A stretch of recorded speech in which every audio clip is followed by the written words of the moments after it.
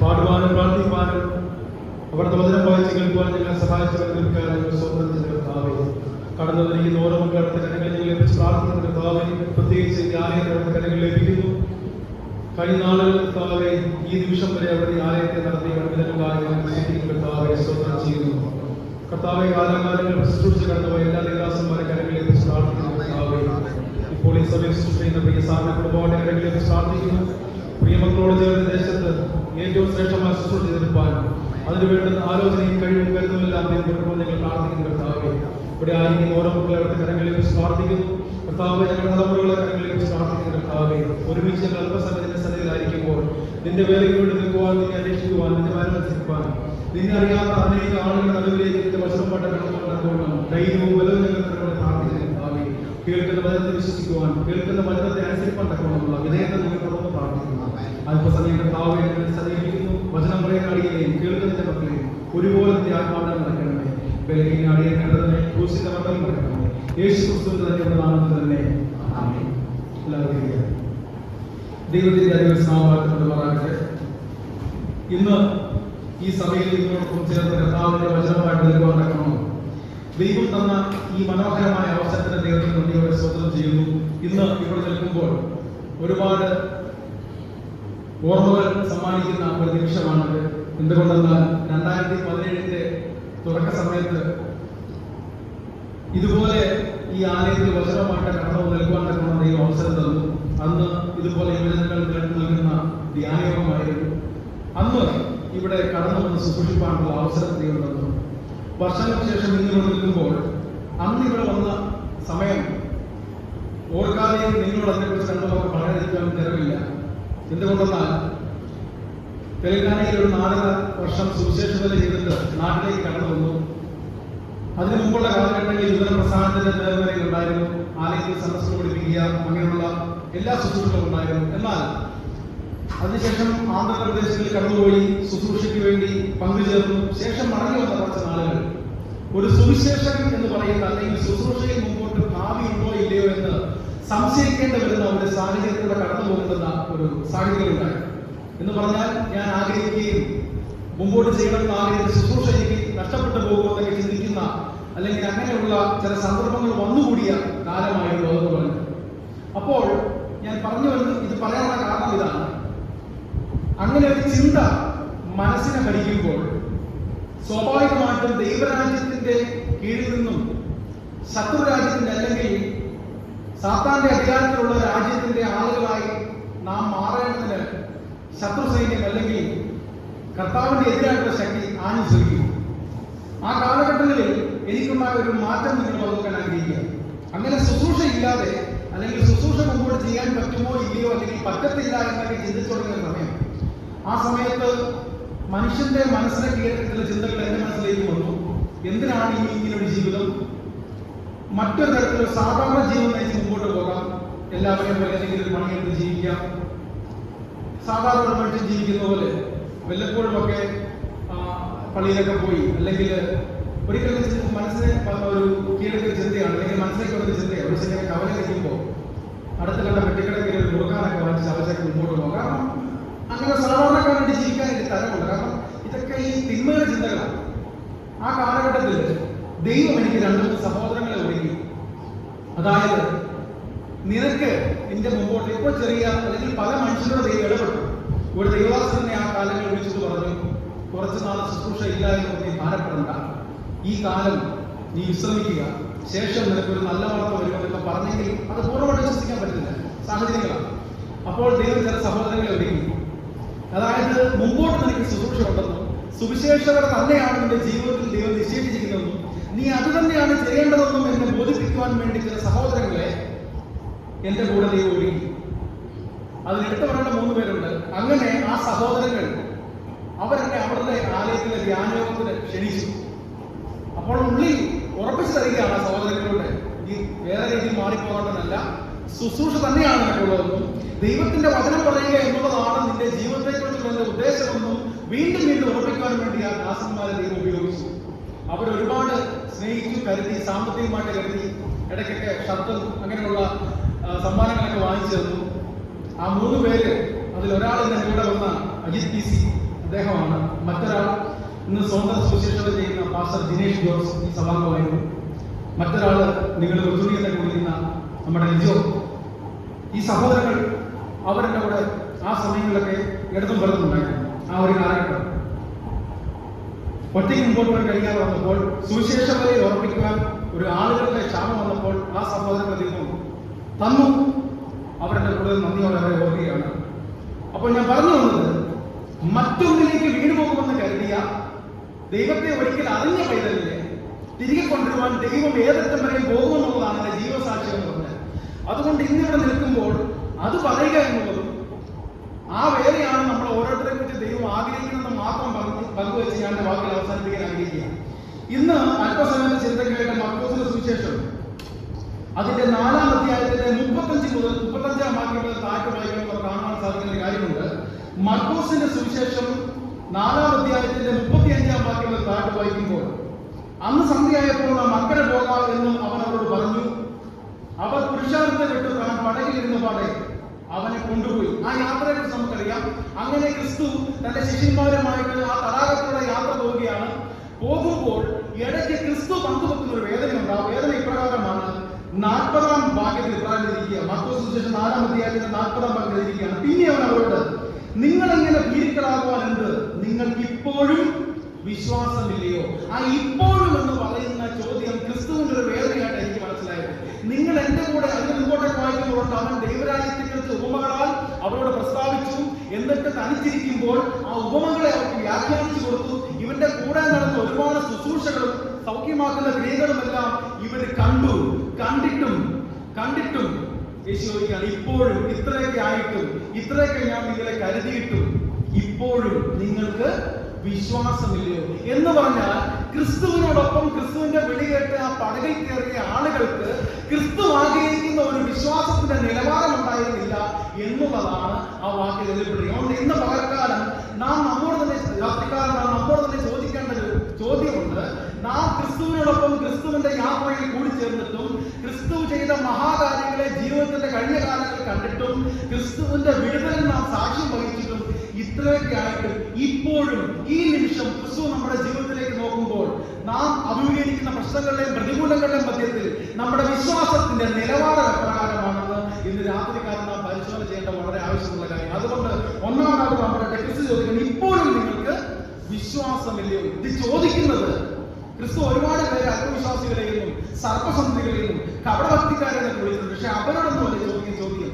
ക്രിസ്തുവിന്റെ വിളി കേട്ട് ക്രിസ്തുവിനോടൊപ്പം ക്രിസ്തുവിന്റെ പടകിൽ അവന്റെ യാത്രകളിൽ കൂടുവാൻ വേണ്ടി കൂടിയ നമ്മൾ ഓരോരുത്തരുമാണ് ക്രിസ്തു ഇന്ന് ചോദിക്കുന്നത്, ഇപ്പോഴും നിങ്ങൾക്ക് വിശ്വാസമില്ലയോ? വിശ്വാസം. അതുകൊണ്ട് ഇന്ന് രാത്രികാലം ദൈവമക്കളെ നിങ്ങൾ ചിന്തിക്കണം.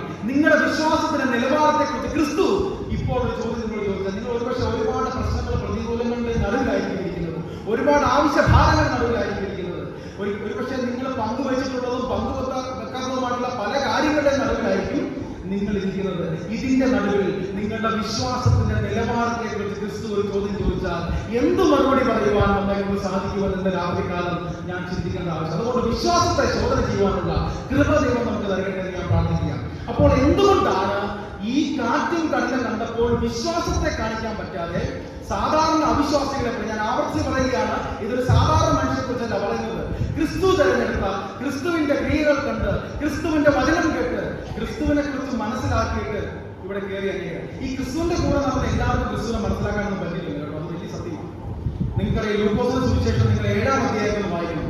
അവിടെ ഒരാൾ ചോദിക്കുന്നുണ്ട്, വരുവാനുള്ള മശിക നീ തന്നെ ആയിരുന്നു, അതോ ഞങ്ങൾ മറ്റൊരാളെ കാത്തിരിക്കണം? ആരെ ചോദിച്ചറിയാമോ? ആർക്കെങ്കിലും പറയാമോ? സ്നാപയോഹന്നാൻ ചോദിക്കുക. ആരാ സ്നാപയോഹന്നാൻ? തുറന്ന സ്വർഗം കണ്ടവരും ലോകത്തിന്റെ ക്രിസ്തുവിനെ പരിചയപ്പെടുത്തി കൊടുത്തവരും ഇതാ ലോകത്തിന്റെ പാപത്തെ ചുമക്കുന്ന ദൈവത്തിന്റെ കുഞ്ഞാണെന്ന് പറഞ്ഞവരും അവൻ ഒരിക്കൽ ചോദിക്കുകയാണ്, വരുവാനുള്ള മശിക നീ തന്നെയായിരുന്നോ അതോ ഞങ്ങൾ മറ്റൊരാൾക്ക് വേണ്ടി കാത്തിരിക്കുന്നു എന്ന് ചോദിക്കാൻ ക്രിസ്തുവിന്റെ അടുത്ത് ആളയച്ചു. ക്രിസ്തുവിന്റെ കൂടുതൽ കാണുന്നു, സൗഖ്യങ്ങളൊക്കെ നടക്കുന്നു, ഇതെല്ലാം അവിടെ ചെന്ന് പറ, ലക്ഷണങ്ങളെ കുറിച്ച് പറ, എന്നിട്ട് തീരുമാനിക്കാം. അപ്പൊ ഞാൻ പറഞ്ഞു വന്നത്, ക്രിസ്തുവിന്റെ കൂടെ നടന്ന് ക്രിസ്തു ചെയ്ത പഠനം കണ്ടിട്ട് ക്രിസ്തുവിനെ വേണ്ട രീതി മനസ്സിലാക്കാൻ പറ്റാത്ത പോയ ആളുകൾ ഉണ്ട്. മറ്റൊരു ഉദാഹരണം പറയാം. ക്രിസ്തുവിന്റെ ശവക്കല്ലറയിൽ 3-ാം ദിവസം അവന്റെ ശരീരത്തിൽ ഉപയോഗിക്കുവാൻ വേണ്ടി തയ്യാറാക്കിയ സുഗന്ധപരങ്ങളുമായിട്ട് ആര് കടന്നു വന്നു?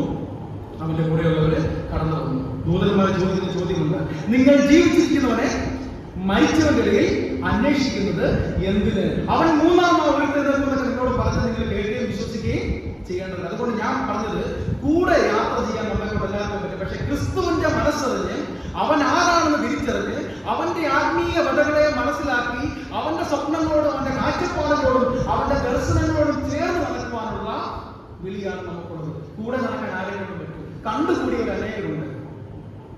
മറ്റൊരു തരത്തിൽ പറഞ്ഞാൽ, എന്നെ വളരെ ചിന്തിച്ചിട്ട് വേദഭാഗമാണ് 10 കന്യകമാർ റൂം എന്ന് പറഞ്ഞാൽ. ഈ 10 കന്യകമാരുടെ കാര്യം പറഞ്ഞാൽ അവർ 10 പേരെ വിളക്കുണ്ടാവുകയാണ്. എന്നാൽ 5 പേര് എന്ത് ചെയ്തു?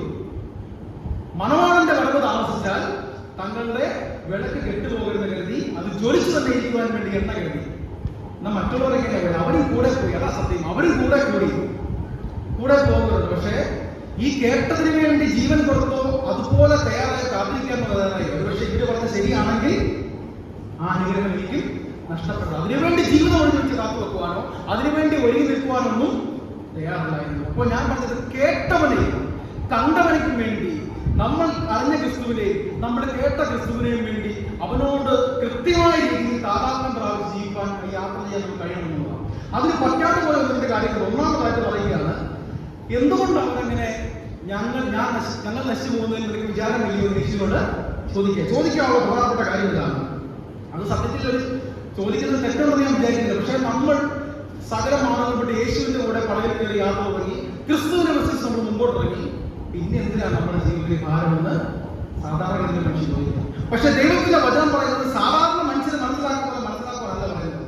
ക്രിസ്തുവിനെ അവന്റെ ആത്മീയതയുടെ അടുത്തോളം വ്യക്തി മനസ്സിലാക്കുവാനായിട്ടാണ് നമ്മൾ ദൈവം ആഗ്രഹിക്കുന്നത്. ഒന്നാമതായിട്ട് പറയുകയാണ്, അവൻ അമരത്ത് തലവെച്ച് ഉറങ്ങുകയായിരുന്നു. എന്തുകൊണ്ടാണ് ഒന്നാമത്തെ ടെൻഷന്റെ കാര്യം? ക്രിസ്തു ഉറങ്ങുകയായിരുന്നു. പലപ്പോഴും നമ്മുടെയൊക്കെ ജീവിതത്തിൽ സംഭവിക്കുന്ന കാര്യം ഇതാണ്, ക്രിസ്തു ഉണ്ടെന്നുള്ളതാണ്. നമ്മൾക്ക് പാടിയല്ലോ, നമ്മൾ വായിച്ച സംഗീതത്തിൽ എന്താ പറയുന്നത്? ബലമുള്ള മനുഷ്യൻ ഭാഗ്യവാൻ. അങ്ങനെയുള്ളവരിൽ സിയോനിലേക്കുള്ള പെരുവഴികൾ ഉണ്ട്. ക്രിസ്തു എന്ന് പറയുന്ന സാധ്യത നമ്മുടെ പറകിലുണ്ടെങ്കിൽ, അല്ലെങ്കിൽ ക്രിസ്തുവുള്ള പറകിലാണ് നാം നിൽക്കുന്നതെങ്കിൽ, മുമ്പോട്ടുള്ള വഴികൾ നമ്മുടെ മുമ്പിലുണ്ട്. നാം ചേരേണ്ടതിനടുത്ത് എത്തുവാനുള്ള വഴികൾ, അത് എത്ര പ്രശ്നമുണ്ടായാലും എത്ര പ്രതികൂലമുണ്ടെങ്കിലും മുമ്പോട്ട് വഴികളുണ്ട്. ആർക്കറിയാമോ? ക്രിസ്തു എന്ന് പറയുന്ന സാധ്യത പറകിലുണ്ടായാൽ മാത്രമേ. എന്നാൽ ഇവിടെ സംഭവിക്കുന്ന അറിയാമോ? പ്രവർത്തിക്കുന്ന ക്രിസ്തുവിനെ മാത്രമേ അവർക്ക് അംഗീകരിക്കാൻ പറ്റുള്ളൂ. എന്തെങ്കിലും ചെയ്തെങ്കിൽ മാത്രമേ ഉള്ളൂ ക്രിസ്തുവിനെ അവർക്ക് അംഗീകരിക്കാൻ പറ്റത്തുള്ളൂ. ക്രിസ്തു കൂടെ ഉണ്ടെന്ന് പറഞ്ഞ് ക്രിസ്തു എന്തെങ്കിലുമൊക്കെ ചെയ്യണം, എന്തെങ്കിലുമൊക്കെ അടയാളത്തിനെ കഴിയും. പഴയ നിയമത്തിൽ പറഞ്ഞില്ലേ, അടയാളങ്ങൾ അത്ഭുതങ്ങളല്ലാതെ ഈ തലമുറ വിശ്വസിച്ചെന്ന് പറഞ്ഞു. അപ്പോൾ നമ്മുടെയൊക്കെ ജീവിതത്തിൽ സംഭവിക്കുന്ന കാര്യമില്ല. ക്രിസ്തു ഉണ്ടെന്ന് നമുക്കറിയാം, ക്രിസ്തു എല്ലാം അറിയുന്നത്. പക്ഷെ ക്രിസ്തു എഴുന്നേറ്റ് എന്തെങ്കിലും ചെയ്തെങ്കിൽ മാത്രമേ നമ്മുടെ വിശ്വാസം ഉറയ്ക്കുള്ളൂ. ഞാൻ എൻ്റെ അനുഭവങ്ങൾ പറയട്ടെ. ഈ ബിഡിക്ക് 4 വർഷം തിയോളജി കോളേജിൽ പഠിക്കുമ്പോൾ ആദ്യത്തെ വർഷത്തെ പൈസ ഏകദേശം 1,25,000 രൂപയോളം വരും. അത് പഠിക്കുന്നത് തന്നെയാണ് നമ്മുടെ കയ്യിൽ, നമ്മൾ തന്നെ അടയ്ക്കണം. 2, 3, 4 വർഷത്തെ പൈസ സഭയടച്ചു. പക്ഷെ ഒന്നാമത്തെ വർഷത്തെ പൈസ കണ്ടുപിടിക്കുക എന്നുള്ളത് ഏതൊരു വിദ്യാർത്ഥിയിലും വിജയിച്ചു. ഞാൻ നിങ്ങളോട് ഇവിടെ ഒന്ന് വചനത്തിന് കൈവച്ച് പറയട്ടെ, ഒരു തരിമ്പും ഞാൻ ക്ഷണിച്ചിട്ടില്ല. കാര്യം അറിയാം, ഒന്നും ചെയ്ത് കാണിക്കേണ്ട. എനിക്കറിയാം എന്റെ പടകിൽ ക്രിസ്തു കൊണ്ട് അവർ എഴുന്നേൽക്കേണ്ട സമയത്ത് എഴുന്നേക്കുമെന്നും ഒരുക്കുന്നില്ല. ഞാൻ ഒരു മനുഷ്യനെ ഞാൻ ചോദിച്ചില്ല. ഒരിക്കലൊരു വൈദ്യുതി എന്നെ വിളിച്ചിട്ട് പറഞ്ഞു, നിന്റെ പൈസ ഇല്ല, നിനക്കുള്ള മുഴുവൻ പൈസ എന്തെങ്കിലും തന്നിട്ടുണ്ട്, ആളുടെ വേദന പറയേണ്ട പറഞ്ഞിട്ടുണ്ട്. 4 കൊല്ലം പഠിച്ച സത്യം പറഞ്ഞാൽ അതിനുവേണ്ടി പാഠത്തിന് വേണ്ടി 1 രൂപ ചെലവാക്കാറ്. ഒരു ഇടത്തരം വീട്ടിൽ താമസിക്കാതെ എന്റെ വീടിന്റെ സാമ്പത്തിക സ്ഥിതി പരീക്ഷിച്ച ഞാനൊരു ദാരിദ്ര്യത്തിലേക്ക് അടുത്തുള്ള ഒരാളാണ്. ഒന്നും നീക്കിയിരിപ്പോ ബാക്കിയുള്ളവരല്ല. പക്ഷേ 4 കൊല്ലം ദൈവം എന്നെ പഠിപ്പിച്ചു. പഠന കാലഘട്ടത്തിൽ ഒരു ലാപ്ടോപ്പ് ആവശ്യമായിരുന്നു. കാരണം ഞാൻ അസൈൻമെന്റ് ഒക്കെ എന്റെ ഫോണിലാണ് ചെയ്യുന്നത്. ഓൺലൈൻ ക്ലാസ് ആയിരുന്നു 1.5 വർഷം. ഫോണിൽ ചെയ്ത് അയച്ചു കൊടുക്കുമ്പോൾ അലൈൻമെന്റ്സ് എല്ലാം തെറ്റി. ഇവിടെ എഡിറ്റ് ചെയ്തവർക്ക് അലൈൻമെന്റ്സ് എല്ലാം തെറ്റി കുളവാകും. അന്ന് എന്നോട് ഇങ്ങോട്ട് വിളിച്ച് ചോദിച്ചു. ഞാനന്ന് അവധി കിട്ടുമ്പോൾ ആന്ധ്രാപ്രദേശിലോട്ട് പോകുക. അവിടെ മിഷൻ ഫീൽഡ് കയറിയത് എപ്പോഴെങ്കിലും അത് അവധി കിട്ടുമ്പോൾ അവിടെ പോയി ശുശ്രൂഷകളിൽ കൊണ്ടുപോയി. അങ്ങനെ ഇരുന്നപ്പോൾ എന്ത് കൂട്ടുകാരെ വിളിച്ചിട്ട് പറഞ്ഞു, നീ നാട്ടിലെന്നാണ്. ഞാൻ പറഞ്ഞ വരുമ്പോൾ ഒക്കെ വന്ന് കാണണമെന്ന് പറഞ്ഞു. തിരുവല്ലയിലൂടെ കാണാൻ പോകും. തിരുവല്ല ടൗണിൽ വെച്ചൊരു പുതിയ ലാപ്ടോപ്പ് എടുത്ത് കയ്യിലെടുത്തു. 1 രൂപ പോലും ചിലവാക്കാൻ. ഞാൻ പറഞ്ഞതറിയാം, അപ്പോഴൊന്നും ഞാൻ ഇതിനു വേണ്ടി ഭാരപ്പെട്ടിട്ടില്ലെന്നാണ് പറഞ്ഞത്. എന്റെ മുമ്പിൽ അച്ഛനോട് ഞാൻ 100 അനുഭവങ്ങൾ പറയും എങ്ങനെ മുമ്പോട്ട്. അപ്പൊ എന്റെ കാര്യം ഇതാണ്, ക്രിസ്തു ഉള്ള പടകിലാണ് നാം ഉള്ളതെങ്കിൽ നമ്മുടെ മുമ്പിൽ പെരുവഴികൾ ഉണ്ട്. എത്തേണ്ടടുത്ത് ചെല്ലുവാനുള്ള, എത്തേണ്ട സീനിലെത്തുവാനുള്ള പരിപാടികൾ നമ്മുടെയൊക്കെയും ജീവിതത്തിലുണ്ട്. അതുകൊണ്ട് പ്രവർത്തിച്ച് കാണിച്ചാൽ മാത്രമേ ക്രിസ്തുവിനെ മനസ്സിലാക്കുമെന്ന് ശാഠ്യ പിടിക്കരുത്. അവൻ നിങ്ങളുടെ പറയിലുള്ളതാണ് നിങ്ങളുടെ ബലം. നമുക്കൊരു ബാങ്ക് ബാലൻസ് ഉള്ളതല്ല നമ്മുടെ ബലം, അരയിൽ കത്തിയിരിക്കുന്നതല്ല നമ്മുടെ ബലം. ക്രിസ്തു എന്റെ വളകലുണ്ടെന്നുള്ളതാണ് ബലം. എത്ര കാറ്റടിച്ചാലും എത്ര ഗോളടിച്ചാലും എഴുന്നേൽക്കേണ്ട സമയമാകുമ്പോൾ അവൻ എഴുന്നേൽക്കുമെന്നുള്ള വിശ്വാസത്താൽ. അതുകൊണ്ടാണ് നിങ്ങൾ ക്രിസ്തുവിന്റെ ബലമുള്ള കരത്തിന് കീഴിൽ താണിരിക്കുകയും അവൻ തക്ക സമയം നമ്മൾ ഉയർത്തും. അതുകൊണ്ട് സംശയിക്കാതെ ക്രിസ്തു നമ്മളെല്ലാം പടകിലുള്ളത് നമ്മുടെ ജീവിതത്തിൽ, നമ്മുടെ തലമുറകളിൽ നമുക്ക് തന്നിരിക്കുന്ന ഏറ്റവും വലിയ നന്മയാണ്. അതാണ് അവൻ നമ്മുടെ ഏറ്റവും നല്ല പ്രതിഫലം ഒരു വാക്കുണ്ട്. അത് ആശയം ഓർക്കുന്നില്ല. ഞാൻ പറഞ്ഞു വന്നത് നമ്മുടെ എല്ലാവരുടെയും പടകിൽ ആരുണ്ട്? ക്രിസ്തു. ഒന്നിനെ കുറിച്ച് നിങ്ങൾ ഭാരപ്പെടരുത്, ഒന്നിനെ കുറിച്ചും പ്രയാസപ്പെടരുത്. ഒരു പാട്ടുണ്ടല്ലോ, അതിന് ഇംഗ്ലീഷ് വരികളാണ്. അത് പറയുന്നുണ്ട്. ആ പാട്ട് അതെങ്ങനെയാ പറയുന്നത്? എന്റെ നാളെ കുറിച്ച് എനിക്ക് ഭാരമില്ല എന്ന അർത്ഥം വരുന്ന ഒരു പാട്ടാണ്. അതായത് അതിന്റെ ലൈൻസ് ഞാൻ മറന്നുപോയി, എപ്പോഴാണ് എഴുതിയത്. അതുകൊണ്ട് ഞാൻ പറഞ്ഞു വന്നത് നമ്മുടെ നാളെയെ കുറിച്ചുള്ള ഭാരത്തെ നമ്മൾ വെടിയുക എന്നുള്ളതാണ്. അതുകൊണ്ട് ക്രിസ്തുവിനെ സംശയിക്കാതെ ഈ പടകിൽ യാത്ര ചെയ്യാൻ ഒന്നാമതാണ്. അതുകൊണ്ട് ഇവരെ സംബന്ധിച്ചോളം ഉറങ്ങിക്കിടന്ന ക്രിസ്തുവിനെ കണ്ടപ്പോൾ ഇവർക്ക് ഭയമായിരുന്നു. രണ്ടാമത്തെ ചോദ്യമാണ് ക്രിസ്തുവിന്റെ മനസാക്ഷിയോട് ചോദിച്ച ചോദ്യം. ഒരുപക്ഷെ ക്രിസ്തുവിന്റെ ആഗമനമുള്ള അർത്ഥത്തെ അല്ലെങ്കിൽ ക്രിസ്തുവിന്റെ ജീവിത ഉദ്ദേശത്തെ തന്നെ ചോദ്യം ചെയ്ത ചോദ്യമായിരുന്നു. രണ്ടാം ചോദ്യം ഇതാണ്: ഗുരു, ഞങ്ങൾ നശിച്ചു പോകുന്നതിൽ നിനക്ക് വിചാരമില്ലയോ? എന്താ ഇപ്രകാരം? ക്രിസ്തു നമുക്ക് വേണ്ടി വന്നവനും നമ്മെ വീണ്ടെടുക്കാൻ വന്നവനും സ്വന്തം ജീവൻ വെടിഞ്ഞവനുമായ ക്രിസ്തുവിന്റെ മുഖത്ത് വെച്ച് നിനക്ക് ഞങ്ങളെ കുറിച്ച് വിചാരമില്ലയോ? പിന്നെ ആരെ കുറിച്ച് വിചാരം ഉണ്ടായിട്ടാണ് ഈ ഭൂമിയിലേക്ക് വന്നത്? നമ്മെ ഓരോരുത്തരെ കുറിച്ചുള്ള വിചാരത്തിന്റെ ഭാരത്തിലാണ് ക്രിസ്തു ഈ ഭൂമിയിലേക്ക് വന്നത്. ആ ക്രിസ്തുവിന്റെ മുഖത്ത് നോക്കി നിനക്ക് ഞങ്ങളെ കുറിച്ച് വിചാരമില്ലേ എന്ന് ചോദിക്കുന്ന തരത്തിലുള്ള ആളുകളാണ് ക്രിസ്തുവിന്റെ കൂടെ സഞ്ചരിച്ച് നമുക്ക് മനസ്സിലാക്കാൻ സാധിക്കും. അതുകൊണ്ട് ഞാൻ പറഞ്ഞു വരുന്നത്, എന്തായിരിക്കാം ഈ ചോദ്യം അവരോട് ചോദിക്കുവാനുള്ള കാരണം? ക്രിസ്തുവിനോട് അവർ ചോദിക്കാനുള്ള കാര്യം എന്താ? ഞങ്ങൾ നശിച്ചു പോകുന്നതിൽ നിനക്ക് വിചാരം ഇല്ലയോ? ഇതിനകത്തൊരു സത്യമുണ്ട്. ഈ യാത്രയെ കുറിച്ച് മനസ്സിലാക്കിയ കാര്യമുണ്ട്. യാത്രയിൽ ആരുണ്ട്? ഞങ്ങളുണ്ട്, ഞങ്ങളുടെ കൂടെ ക്രിസ്തു ഉണ്ട്. ഈ യാത്രയെ ഇതിനപ്പുറത്തേക്കൊന്ന് സങ്കല്പിക്കുവാനോ മനസ്സിലാക്കുവാനോ, ഈ യാത്രയ്ക്ക് വേണ്ടി കൂടെ കൂട്ടിയ ക്രിസ്തുവിനെ കുറിച്ച് മനസ്സിലാക്കുവാനോ നമുക്ക് കഴിയാതെ പോയി. പലപ്പോഴുമുള്ള നമ്മുടെ പരാജയം ഇതാണ്. എന്താണെന്നറിയാമോ? ഞാനും ക്രിസ്തുവും, ഞാൻ മനസ്സിലാക്കിയ ക്രിസ്തു, എന്നെ രക്ഷിക്കേണ്ടുന്ന ക്രിസ്തു. ശരിക്കും പറഞ്ഞാൽ ഈ പടകിൽ ക്രിസ്തുവാണ് അവരെ കൊണ്ടുപോകുന്നത്. പക്ഷെ നമ്മൾ പലപ്പോഴും ചിന്തിക്കുന്നത് നമ്മൾ ക്രിസ്തുവിനെ നമ്മുടെ കൂടെ കൊണ്ടുവരാനാണ് നമ്മൾ പലപ്പോഴും ചിന്തിക്കുന്നത്. അതുകൊണ്ട് എന്റെ ആവശ്യങ്ങൾ കൂടെ നിൽക്കുകയും എന്റെ ജീവിതത്തിന്റെ കാര്യങ്ങൾ ക്രമപ്പെടുത്തുവാനും മാത്രമുള്ള ആളായിട്ട് എന്നെ ക്രിസ്തുവിനെ ഞാൻ ചുരുക്കിയതിലാണ് ഈ ചോദ്യം ഉണ്ടാകുന്നത്. ക്രിസ്തുവെ, ഞങ്ങൾ നശിച്ചു പോകുന്നതിൽ നിനക്ക് വിചാരം ഇല്ലയോ? ഈ യാത്രയ്ക്ക് ഇതിനപ്പുറത്തേക്കൊരു ഉദ്ദേശമുണ്ട്. ഇവരെ കൂട്ടുകൂടിയ അല്ലെങ്കിൽ ഇവരെ കൂടെ കൂട്ടിയ ക്രിസ്തുവിന് ഇതിനപ്പുറത്തൊരു വ്യക്തിത്വമുണ്ട്, ഒരു ഉദ്ദേശമുണ്ട്. ചില കാര്യങ്ങൾ അവർ ജീവിതത്തിൽ ചെയ്യുവാനായിട്ടുണ്ട്. അത് മനസ്സിലാക്കാതെ ക്രിസ്തുവും ഞാനും മാത്രമുള്ള, അല്ലെങ്കിൽ എന്റെ ചുറ്റുപാടുകളും ഞാൻ മനസ്സിലാക്കിയതും എന്നെ മാത്രം സംരക്ഷിക്കുവാനും എന്റെ സുഖലോചനയ്ക്കും വേണ്ടി മാത്രമുള്ള ഒരുവനാണ് ക്രിസ്തു എന്ന് ചിന്തിച്ചുള്ള ചോദ്യമാണ്. ക്രിസ്തു, ഞങ്ങളെ കുറിച്ച് നിനക്ക് വിചാരം ഇല്ലയോ? ഇതിനപ്പുറത്തേക്ക് ക്രിസ്തു എന്തെങ്കിലും ആണോ? ഇതിനപ്പുറത്തേക്ക് എന്തെങ്കിലും ഈ യാത്രയ്ക്ക് എന്തെങ്കിലും പ്രത്യേകതയുണ്ടോ? ഇതിനപ്പുറത്തേക്ക് ഞാനും ക്രിസ്തു എന്നുള്ളത് ആരെങ്കിലും ഈ ക്രിസ്തുവിന്റെ കീഴിൽ വരേണ്ടവരായിട്ടുണ്ടോ? ഇങ്ങനെയുള്ള ചിന്തകൾ ഇല്ലാത്തവരുടെ ചോദ്യമാണ്. എന്താ അറിയാമോ? ക്രിസ്തുവെ, ഞങ്ങൾ നശിച്ചു പോകുന്നത് നിനക്ക് വിചാരം ഇല്ലയോ? ഇപ്പോഴും ചോദ്യം നിലനിൽക്കുകയാണ്, എന്തിനാണ് ഈ കാറ്റും കോളും ആ പടകിലടിച്ചത്? അതിനെക്കുറിച്ച് ആ ചോദ്യത്തിന്റെ ഉത്തരത്തിലേക്ക് നമ്മൾ കടന്നു വരുന്നു. അപ്പോൾ ഇവിടെ ഇപ്രകാരം നാം മനസ്സിലാക്കുമ്പോൾ കാണാൻ സാധിക്കുന്ന കാര്യം ഇതാണ്. അവരെ സംബന്ധിച്ചുള്ള ഒറ്റ ചിന്തയുള്ളൂ: ഞങ്ങളുടെ ജീവിതത്തിന്റെ കാര്യങ്ങൾ, ഞങ്ങളുടെ സുഖങ്ങൾ. ക്രിസ്തുവിനെ സുഖലോലുകളെ മാത്രം ആളുകളാണ് ചിത്രീകരിക്കാനുള്ള ശ്രമം ഈ ലോകത്ത് നടക്കുന്നുണ്ട്. അനുഗ്രഹങ്ങൾ മാത്രം നൽകുന്ന, കഷ്ടപ്പാടുകളും പ്രയാസങ്ങളും തൊട്ടുതീണ്ടാത്ത അങ്ങനത്തെ ഒരു ജീവിതത്തിന്റെ വക്താവായിട്ട് ക്രിസ്തുവിനെ അവതരിപ്പിക്കുന്ന ലോകത്ത് ജീവിക്കുന്നത്. ക്രിസ്തു ഇതിനൊക്കെ പണ്ടേ തള്ളിക്കളഞ്ഞു. എപ്പോഴാണെന്നറിയാമോ? എനിക്ക് വളരെ ഇഷ്ടപ്പെട്ട വേദഭാഗം വന്നു. മത്തായി സുവിശേഷം 4-ാം അധ്യായം വായിക്കുമ്പോൾ നമുക്ക് എല്ലാവർക്കും അറിയാം അതിന് സംഭവം എന്താണ്. 4-ാമത്തെ അധ്യായത്തിൽ ക്രിസ്തുവിനെ പരീക്ഷിക്കുവാൻ വേണ്ടി മരുഭൂമിയിലേക്ക് നയിക്കുന്ന സമയമാണ്. പല പരീക്ഷകൾ ക്രിസ്തുവിന് മുമ്പിലുണ്ടായ രണ്ടാമത്തെ ചോദ്യത്തിലാണ്: നീ ഇവിടെ താഴേക്ക് കാണില്ല, നിന്നെ കുറിച്ച് നിന്റെ കാലിൽ കല്ല് തട്ടി പോകണം, നിന്നെ അവർ കടലിൽ വഹിച്ചോളും, നിന്നെ കുറിച്ച് അവന്റെ ദൂതന്മാരോട് കൽപ്പിക്കും എന്ന് പറഞ്ഞാൽ കഷ്ടങ്ങളോ പ്രയാസങ്ങളോ വരാതെ ദൂതന്മാരുടെ കൈകളിൽ ഒരു കുഞ്ഞിനെ പോലെ കാണപ്പെടുന്ന സുഖലോചനയുടെ ക്രിസ്തുവായിട്ട് തന്നെ അവതരിപ്പിക്കാനാണ് ക്രിസ്തുവിനെ ആഹ്വാനം ചെയ്തത്. ക്രിസ്തു എന്താ ചെയ്യണം? ക്രിസ്തു പറഞ്ഞു, ഞാൻ ദൈവോത്തരാൻ തെളിയിക്കുവാൻ വേണ്ടി സാത്താൻ പോകുന്ന വഴിയാണ് ദൈവോത്തരാണെങ്കിൽ താഴേക്ക് ചാടുക. പക്ഷെ ക്രിസ്തു പറഞ്ഞത് ചെയ്യാമോ? എന്റെ പിതാവ് പറയാതെ പറഞ്ഞത് ഇങ്ങനെ, എന്റെ പിതാവ് എന്നോട് എങ്ങനെയാണ് ദൈവത്തിന്റെ പുത്രാൻ തെളിയിക്കാൻ പറഞ്ഞത്? അതിന്റെ കാരണം നിയമങ്ങളുണ്ട്. അടിയേറ്റും കഷ്ടപ്പെട്ടും ക്രൂശിക്കപ്പെട്ടും നുറുങ്ങിയും രക്തമൊഴുക്കിയും ദൈവത്തിന്റെ പുത്രാൻ തെളിയിക്കുവാൻ വേണ്ടി. അങ്ങനെ തെളിയിക്കായിരുന്നു. ശതാനന്ദൻ പറയുന്നില്ലേ, ഈ മനുഷ്യൻ സാക്ഷാൽ ദൈവത്തിന്റെ പുത്രൻ തന്നെ. എന്ത് കണ്ടിട്ട് അവിടെ എഴുതിയ പ്രകാരമാണ് യേശു ഇങ്ങനെ പ്രാണം വിടുന്ന കണ്ടിട്ട് ശതാനന്ദൻ പറഞ്ഞു, ശതാനന്ദൻ പറഞ്ഞു, ഇവൻ സാക്ഷാൽ ദൈവത്തിന്റെ പുത്രൻ തന്നെ. ദേവാലയത്തിന്റെ അകത്തിൽ താഴേക്ക് ചാടുന്നതും അവനെ ദൂതന്മാർ വന്ന് കയ്യിൽ കോരിയെടുക്കുന്നതും പ്രശ്നങ്ങളിലും പ്രതികൂലങ്ങളിലും മാറി നിൽക്കുകയും ചെയ്യുന്ന അവർ ക്രിസ്തുവിനെ കണ്ടിട്ടല്ല പറഞ്ഞത്.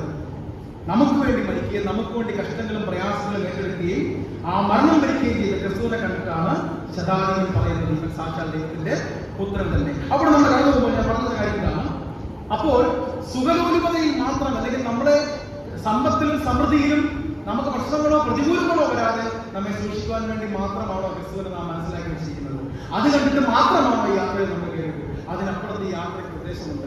അതിന്റെ ഉത്തരം മനസ്സിലാക്കുമ്പോൾ എന്തിനാണ് ഈ യാത്രയിൽ കൊടുങ്കാറ്റും പേമാരിയും അടിച്ച് മനസ്സിലാക്കുക? താഴെ വായിക്കുമ്പോൾ ഇവർ ചോദിക്കുന്ന മറ്റൊരു ചോദ്യം, യേശു എഴുന്നേറ്റ് ആ കടലിനെയൊക്കെ ശാന്തമാക്കി കഴിയുമ്പോൾ അവർ ചോദിക്കുന്ന ചോദ്യമുണ്ട്, കാറ്റും കടലും കൂടി ഇതിനനുസരിക്കുന്നുള്ളൂ, ഇവൻ അവിടെയാണ് യാത്രയുടെ ലക്ഷ്യം മാറുന്നത്, യാത്രയുടെ നിലവാരം മാറുന്നത് അവിടെയാണ്. എനിക്ക് എന്തുകൊണ്ടാണ് ക്രിസ്തുവേ നീ എന്റെ ജീവിതത്തിൽ പ്രവർത്തിക്കാത്തതെന്നും എനിക്ക് എന്തുകൊണ്ട് ഇത് വന്നുവെന്നും എന്നിലേക്ക് മാത്രം ക്രിസ്തുവിനെ പരിമിതപ്പെടുത്തുകയും ചെയ്യുന്നതിനപ്പുറത്ത് നിന്നും ഒരു നല്ല മനോഹരമായ ഗുണനിലവാരമുള്ള ചോദ്യം ചോദിക്കുന്ന അറിയാമോ? ഇവൻ ഈ ചോദ്യമാണ്, അല്ലെങ്കിൽ ഈ ചോദ്യത്തിന്റെ ഉത്തരം തരുവാനാണ് ക്രിസ്തുവിന്റെ കൂടെ യാത്ര ചെയ്യുന്നത്. ക്രിസ്തുവാണ്. ഞാനൊന്ന് നമ്മളോട് ചോദിക്കട്ടെ, ഇത് നിങ്ങളുടെ ഒരു വിഷയമാണ്, അല്ലെങ്കിൽ നമ്മുടെ തലമുറകളുടെ വിഷയമാണ്. ക്രിസ്തു ആരാണെന്നുള്ളത് നമ്മുടെ വിഷയമാണ്. ചോദ്യം നമുക്ക് മറ്റു പലതും വിഷയമുണ്ട്, മറ്റു പലതിനെ കുറിച്ച് അറിയുവാനുള്ള താല്പര്യങ്ങളും വഴികളുമുണ്ട്. ഇന്നിവിടെ ഇരിക്കുന്ന സകലരോടും ഞാൻ ചോദിക്കുക, നിങ്ങളുടെ മനസ്സിൽ എപ്പോഴെങ്കിലും ഇവൻ ആരാകുന്നു? ഞാൻ അറിഞ്ഞതിലും കേട്ടതിലും മനസ്സിലാക്കിയതിന് അപ്പുറത്ത് ഇവൻ ആരെങ്കിലും ആണോ എന്ന് ആരാഞ്ഞറിയുവാൻ, ചോദിച്ചറിയാൻ, അനുഭവിച്ചറിയാനുള്ള ഒരാൾ നമ്മുടെ ആത്മീയ ജീവിതത്തിൽ ഉണ്ടായിട്ടുണ്ടെന്ന് ചോദിക്കുക. അതാണ് ആത്മീയ ജീവിതം. ഇവൻ ആരാണെന്ന് മനസ്സിലാക്കുമ്പോൾ, ക്രിസ്തു ആരാണെന്ന് മനസ്സിലാക്കുമ്പോൾ, ക്രിസ്തു അഭിമുഖീകരിക്കുന്ന വേദനകളും അവൻ അഭിമുഖീകരിക്കുന്ന പ്രശ്നങ്ങളും അവൻ നേരിടുന്ന സമസ്യകളും മനസ്സിലാക്കുവാൻ നമ്മളെ കൊണ്ട് കഴിയും. അപ്പോൾ ആ വേദനകളോടും പ്രയാസങ്ങളോടും ക്രിസ്തുവിന്റെ ഉദ്ദേശങ്ങളോടും ചേർന്ന് നിന്ന് യഥാർത്ഥമായ ആത്മീയ ജീവിതം, ആത്മീയ യാത്ര അതിന്റെ അവസാനം വരെ നയിക്കേണ്ടി കഴിയും. അതുകൊണ്ട് ചോദ്യം ഇതായിരിക്കണം, ക്രിസ്തു ഇവൻ ആരെന്ന് ചോദിക്കുവാൻ നമ്മുടെ തലമുറ കഴിയുക. ഞാൻ ചോദിച്ചോട്ടെ, നിങ്ങൾക്ക് ഉറപ്പോടെ പറയാം നിങ്ങളുടെ തലമുറ അന്വേഷിക്കുന്നത് ക്രിസ്തുവിനാണ് പറയാൻ പറ്റുമോ? തലമുറയോട് ചോദിക്കുക, ഞാൻ ക്രിസ്തുവിനാണ് അന്വേഷിക്കുന്നത്, ക്രിസ്തുവാണ് എന്റെ അന്വേഷണത്തിന്റെ കേന്ദ്രം എന്ന് പറയാൻ കഴിയണം. അതിനാണ് നമ്മൾ വെച്ചിരിക്കുന്നത്. ഞാൻ പറയട്ടെ, യോശുവ ഒരു സ്റ്റേറ്റ്മെന്റ്, വലിയ പ്രസ്താവന, ഞാനും എന്റെ കുടുംബവുമോ ഞങ്ങൾ പ്രവേശിക്കും. യോശുവ എന്റെ പിതാവ് പറയാണ്, ഞാനും എന്റെ കുടുംബവും. എന്റെ ഭാര്യ സേവിക്കുന്നത് ദൈവത്തെയാണ്, എന്റെ മകൾ സേവിക്കുന്നത് ദൈവത്തെയാണ്. അപ്രകാരം അവർക്ക് പറയാൻ പറ്റുന്ന മാതാപിതാക്കൾ ഒന്നായി ചോദിക്കും. ഒരമ്മയ്ക്ക് പറയാൻ പറ്റും, എന്റെ ഭർത്താവ് അന്വേഷിക്കുന്നതും മനസ്സിലാക്കാൻ ശ്രമിക്കുന്നതും അനുസരിക്കാൻ ശ്രമിക്കുന്നതും യേശുവിനെയാണെന്ന് പറയാനുള്ള ധൈര്യം ഒരു മാതാവിനുണ്ടോ? മക്കൾക്ക് പറയാനുള്ള ധൈര്യമുണ്ട്. എന്റെ അപ്പനും അമ്മയും ഏത് പ്രശ്നം വന്നാലും പ്രതികൂലം വന്നാലും ഈ അഞ്ചൊക്കെ 100 ദിവസം കട്ടിലെ നടുവന്ന കിടന്നതാണ്. ഒത്തിരി പേര് വന്ന് പറഞ്ഞു, ഈ 10 രൂപ തലയിൽ ഇങ്ങനെ ഒഴുകിക്കൊണ്ട് ഒരു സ്ഥലത്ത് കൊടുക്കും. അതിനൊന്നും തയ്യാറായി മനുഷ്യന്മാരും 100 ദിവസം വേദന തന്നെ കാണും. ഞാൻ പറഞ്ഞതെന്നറിയാമോ? പ്രശ്നങ്ങളും പ്രതികൂലങ്ങളും വരുമ്പോൾ അന്വേഷിക്കേണ്ടത് ആരെയാണ് അറിയാമോ? യേശുവിനെ അന്വേഷിക്കുന്നത്. ഇന്നത്തെ തലമുറകളെ നമ്മൾ പ്രാർത്ഥിക്കണം, നിങ്ങൾ പ്രാർത്ഥിക്കണം. നിങ്ങളുടെ തലമുറകൾ അന്വേഷിക്കുന്നത് യേശുവിനെയാണോ എന്ന് ഉറപ്പ് നിങ്ങൾക്കുണ്ടാകണം. എന്നിട്ട് ധൈര്യമായിട്ട് ഏതൊരപ്പനും ഏതൊരമ്മയ്ക്കും പറയാൻ കഴിയും, ഞാനും എന്റെ കുടുംബവും, എന്റെ ഭാര്യയോ ഭർത്താവോ അല്ലെങ്കിൽ മക്കളോ അടങ്ങുന്ന എന്റെ കുടുംബം, ഞങ്ങൾ ആരെ സേവിക്കും? ദൈവത്തെ സേവിക്കുന്നു. അതുകൊണ്ട് ഇന്ന് നമ്മുടെ യാത്രയുടെ ഏറ്റവും നിലവാരം എന്താണെന്നറിയോ? ക്രിസ്തുവിനെ അന്വേഷിക്കുവാൻ ആ യാത്രകളിൽ അതിന്റെ കൂടെ പോകാൻ പറ്റുള്ളൂ. എന്തിനാ ക്രിസ്തുവിനെ അന്വേഷിക്കുക? അതോടെ പറഞ്ഞ വാക്കുകൾ അവസാനിപ്പിക്കാം. അപ്പോൾ ഞാൻ പറഞ്ഞു ഒരിക്കലും പറയുക, ഈ യാത്രകളിൽ ഉണ്ടാകുന്ന പ്രശ്നങ്ങളെ സാധാരണ മാനുഷിക കണ്ണുകളിലൂടെ കണ്ടു കഴിഞ്ഞാൽ ക്രിസ്തുവിനെയും നമ്മുടെ ജീവിതത്തിൽ ഉണ്ടാകുന്ന ഈ പ്രശ്നത്തെയും അതിന്റെ നടുവിൽ പ്രവർത്തിക്കാൻ കഴിവുള്ള ക്രിസ്തുവിനെ മനസ്സിലാക്കാൻ കഴിയുന്നത്. അതുകൊണ്ട് യഥാർത്ഥമായിട്ട് ഇവൻ ആരാണെന്ന് മനസ്സിലാക്കാനുള്ള തിരിച്ചറിവ് നമുക്ക് ഉണ്ടാകണം. അതുകൊണ്ട് ഇന്ന് മുതൽ ഇവിടെ ഇരിക്കുന്ന തലമുറകളുടെ എല്ലാം മനസ്സിൽ ക്രിസ്തു ആരാണെന്ന് ഞാൻ പറയാം. ക്രിസ്തുവിനെയൊക്കെ വല്ലാത്തൊരു ചിത്രീകരണ ലോകത്തല്ലേ. ഈയിടെ ഒരു പാട്ടുണ്ട്, ഒരു മനുഷ്യനെ കുറിച്ച്, അതേക്കുറിച്ച് മുതലേ കേട്ടില്ല. ഒരു മനുഷ്യനെ കുറിച്ച് പല വിവരണങ്ങളെ കുറിച്ചിട്ട് ഇവനെ പടച്ചു വിട്ട കടവുൾക്ക് പറവുള്ള അതൊക്കെ അറിയാം. 10ൽ 10 മാർക്ക് നിങ്ങൾ കൊടുക്കുന്നത് എങ്ങനെയുള്ളതാണെന്ന് അറിയാം അല്ലേ? അതിനെക്കുറിച്ച് പ്രശ്നമാക്കി കേട്ടില്ല. ചോര കൊണ്ട് സഭാസത്വത്തും കത്തി കൊണ്ട് ഹരീസിനെയും വിളിച്ചുകൊണ്ട് ഇവനെ പടച്ചു കൊടുത്ത കടങ്ങൾക്ക് 10-10. ഇതാണോ നമ്മുടെ ക്രിസ്തു എന്ന് പറയുന്നത്? നാം മനസ്സിലാക്കുന്നത് ദൈവത്തിന്റെ സങ്കല്പങ്ങൾ വികലമായിട്ട് അവതരിപ്പിക്കുന്ന കാലഘട്ടത്തിലാണ് ജീവിച്ചുകൊണ്ടിരിക്കുന്നത്. ഞാൻ പറയട്ടെ, എന്തിനു നമ്മൾ ക്രിസ്തുവിനെ മനസ്സിലാക്കണം? ക്രിസ്തുവിനെ യഥാർത്ഥത്തിൽ എന്തിനു മനസ്സിലാക്കണം? ക്രിസ്തു എതിരിടുന്ന പ്രശ്നങ്ങളെയും അവൻ നേരിടുന്ന ശുശ്രൂഷയും എന്തുകൊണ്ട് മനസ്സിലാക്കണമെന്നാണ് അതിലേക്കാണ്. അതിന്റെ ഉത്തരം നമുക്ക് കിട്ടുമ്പോൾ എന്തിനായിരുന്നു ഈ പടകിൽ ഇത്രമാത്രം പ്രശ്നം ഉണ്ടാകാൻ മനസ്സിലാവും. അടുത്ത അധ്യായത്തിലേക്ക് കിടക്കുമ്പോൾ ആ യാത്രയിൽ കടലിന്റെ അക്കരദേശത്തെത്തി. പടകിൽ നിന്നിറങ്ങിയ ഉടനെ അശുദ്ധാത്മാവുള്ള മനുഷ്യൻ കല്ലറകളിൽ നിന്നും അവനെ എതിരേറ്റു. ക്രിസ്തുവിനെതിരെ ശിഷ്യന്മാരെന്താ വിചാരിച്ചത്? ഈ യാത്ര ഞാനും എന്റെ ദൈവവും, ഞങ്ങളും ഞങ്ങളുടെ ക്രിസ്തു. പക്ഷെ ക്രിസ്തു ആർക്കും വേണ്ടി പോയിരിക്കുകയാണ്. ക്രിസ്തുവിന് എതിരുള്ള പ്രശ്നങ്ങൾ ഇവർക്ക് സ്വപ്നം കാണാൻ കഴിയുന്ന അപ്പുറത്തുള്ള പ്രശ്നങ്ങളായിരുന്നു. ഇതിന്റെ കൂടെ നിൽക്കാനാണ് ക്രിസ്തു കൂടെ കൂടിയിട്ട് ചെറിയ കളിയില്ല. ഇതിന്റെ കൂടെ നിൽക്കുവാനായിട്ട് സുഖങ്ങൾക്ക് വേണ്ടി ക്രിസ്തുവിന്റെ കൂടെ കൂടാ.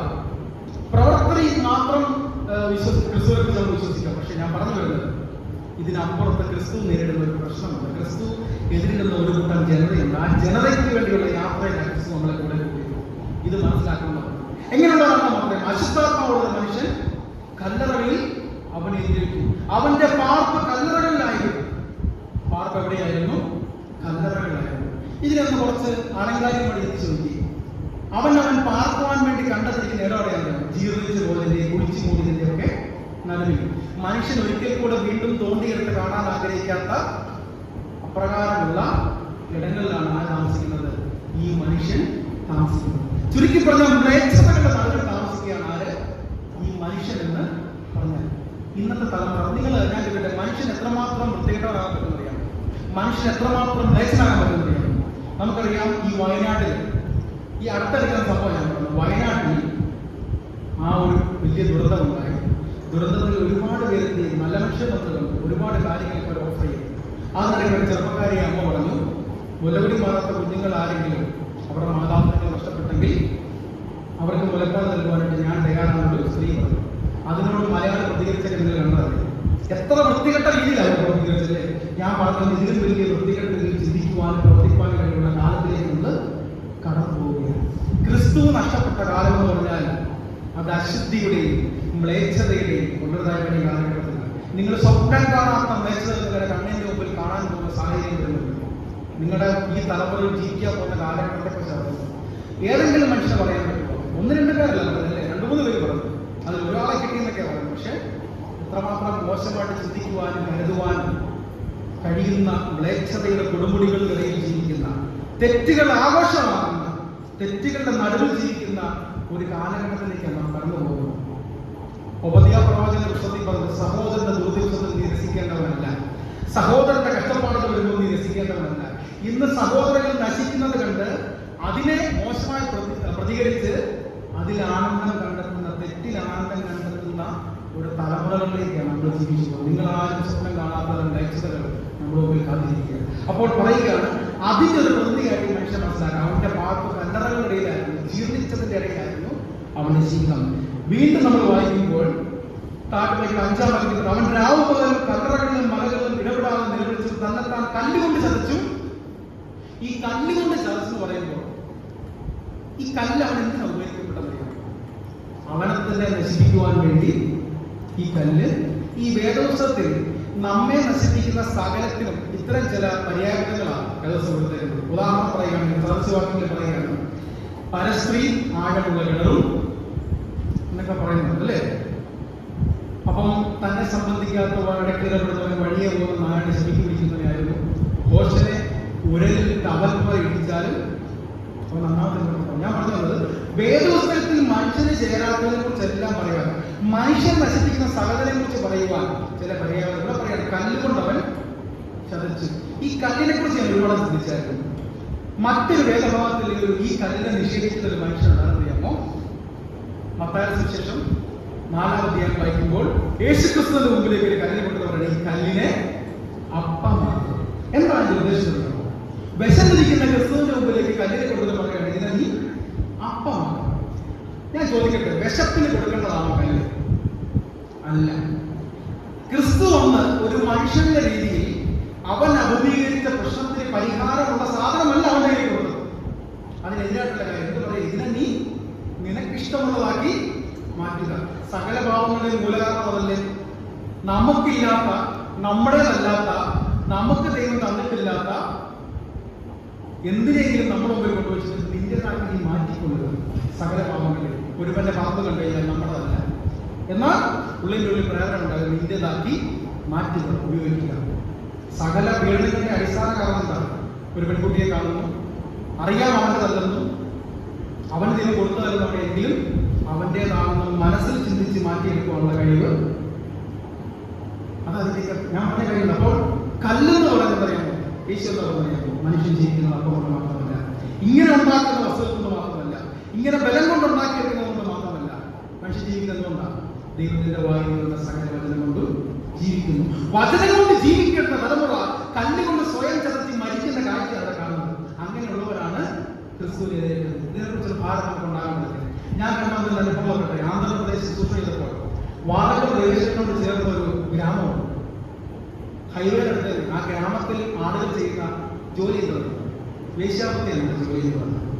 അവിടെ ഞങ്ങളെ കണ്ട് ചിന്തിപ്പിച്ചൊരു ഭാഗമുണ്ട്. അതുവഴി പോകുമ്പോൾ അവരിന്ന് കൈ കാണിച്ച ആളുകളെ വിളിക്കും, പട്ടാപ്പകലും രാത്രി എപ്പോഴാണ്. ഇതിലൊരു ഏറ്റവും സങ്കടം തോന്നിയ കാര്യം ഇതാണ്. ജനിക്കുന്ന പെൺകുട്ടിയാണെങ്കിൽ പെൺകുട്ടി അറിവ് പ്രാപിച്ചു വരുമ്പോൾ അവളെ ആ തിണ്ണയെടുത്ത് കൈ കാണിച്ച് വിളിക്കുവാൻ വേണ്ടി പഠിപ്പിക്കുന്ന ഒരു സിസ്റ്റം അവിടെ ഉണ്ടായി. അതായത് അമ്മമാരും ചേച്ചിമാരും കാണിക്കുന്ന പോലെ ആളുകളെ വിളിച്ച് അകത്തേക്ക് കയറ്റുക.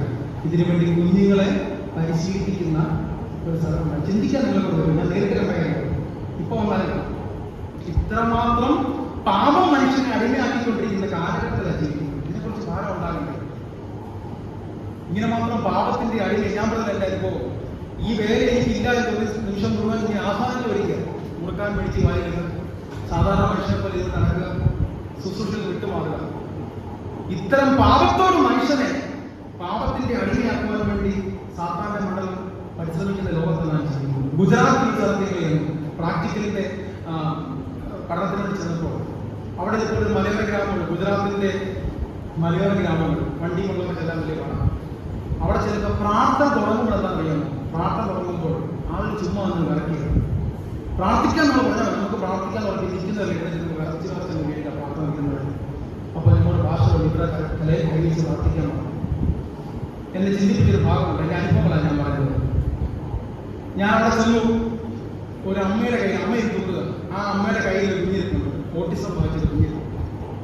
കൈയും കാലം അറിയാമോ? ചെന്ന് ആ കുഞ്ഞിന്റെ തല കൈ വെച്ചു.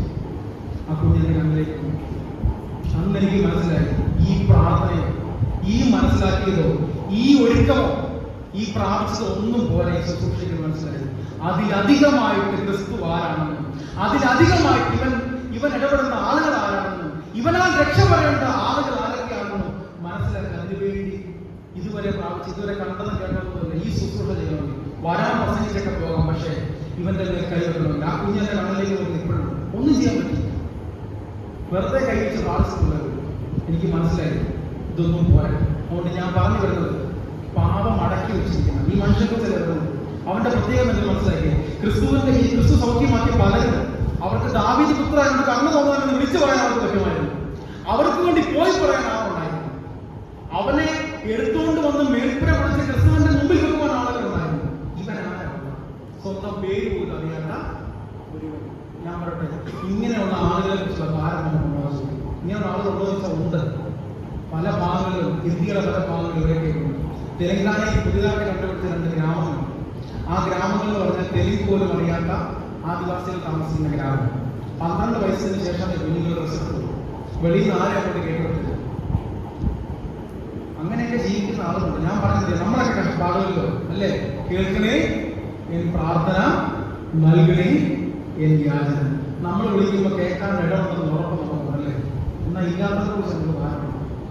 സാത്താൻ അടിമയാക്കി വെച്ചിരിക്കുന്നവൻ, അവനവന്റെ ആയുധമാക്കി കൊണ്ടു നടക്കുന്നവൻ സ്വയം കൊന്നു. ഞാൻ വലിയ വ്യത്യാസം മനസ്സിലാക്കണം. വചനത്താൽ ജീവിക്കണമെന്ന് ക്രിസ്തു ആഗ്രഹിക്കുന്ന മനുഷ്യൻ ക്രിസ്തു തള്ളിക്കളഞ്ഞ് കല്ലിനാൽ സ്വയം പിടിച്ച് കൊന്നുകൊണ്ട് ജീവിക്കുന്നു. എന്തുകൊണ്ടാണ് ക്രിസ്ത്യാനിക്ക് ആത്മാരം തോന്നാത്തത്? അതുകൊണ്ട് ഞാൻ പറയട്ടെ, ഈ ഒരു യാത്ര ഒരു പ്രഷർ അല്ലായിരുന്നു. അവരെയും ആയിട്ട് ക്രിസ്തു പോയൊരു ഉല്ലാസ യാത്രയല്ലായിരുന്നു. യാത്ര സ്നേഹിക്കുന്നതാണ്. ഈ യാത്ര ആർക്ക് വേണ്ടിയാണ് അറിയാമോ? എന്റെ പ്രശ്നം ഇതാന്ന് പോലും പറയാൻ പറ്റാത്തവരിൽ പാപത്തിലും രോഗത്തിലും വീണുപോയതിനു വേണ്ടിയായിരുന്നു ഈ യാത്ര. ക്രിസ്തു അത്രമാത്രം സ്നേഹമുള്ളവനാണ്. അതുകൊണ്ട് അവർക്ക് മനസ്സിലാക്കുക, ഇവൻ ആരെന്ന ചോദ്യത്തിന് ഉത്തരം കിട്ടില്ല. ആരും വേണ്ടാത്തവനെ, ആർക്കും വേണ്ടാത്തവർ തിരഞ്ഞു പോകുന്ന സ്നേഹനിധിയായ കർത്താവാണെന്ന് അവർക്ക് മനസ്സിലാക്കി.